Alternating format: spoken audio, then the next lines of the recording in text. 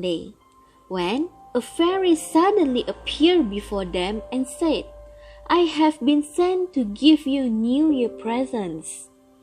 She handed to each child a package, and in an instant was gone.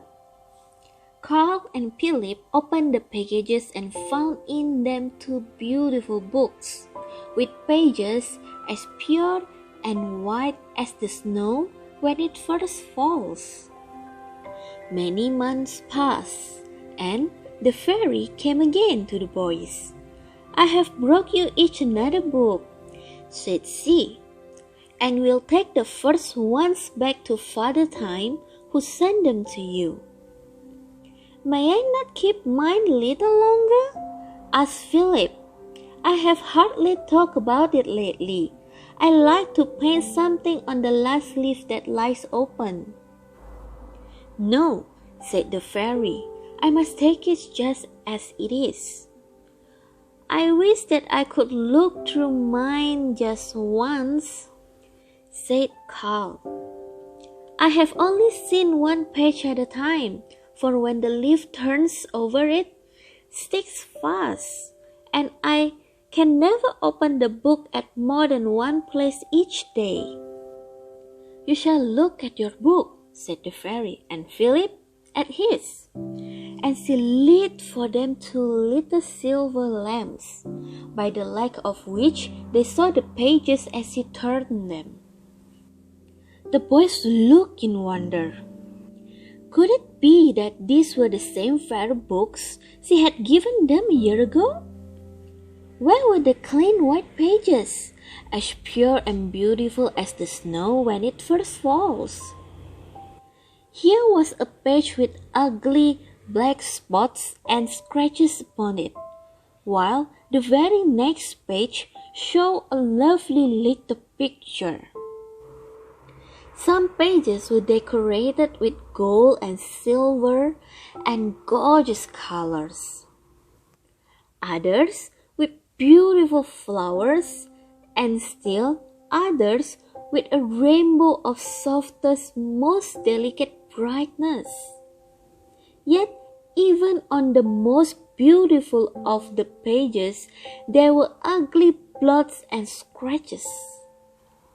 Carl and Philip looked up at the fairy at last. "Who did this?" they asked.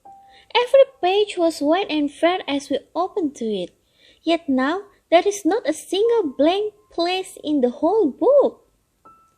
"Shall I explain some of the pictures to you?" said the fairy, smiling at the 2 little boys. "See, Philip, the spray of roses blossom on this page when you let the baby have your playthings. And this pretty bird, that looks as if it was singing with all its might, would never have been on this page if you had not tried to be kind and pleasant the other day, instead of quarreling." "But what makes this blot?" asked Philip. "That," said the fairy sadly, "that came when you told an untruth one day, and this when you did not mind Mama. All these blots and scratches that look so ugly, both in your book and in Carl's, were made when you were naughty.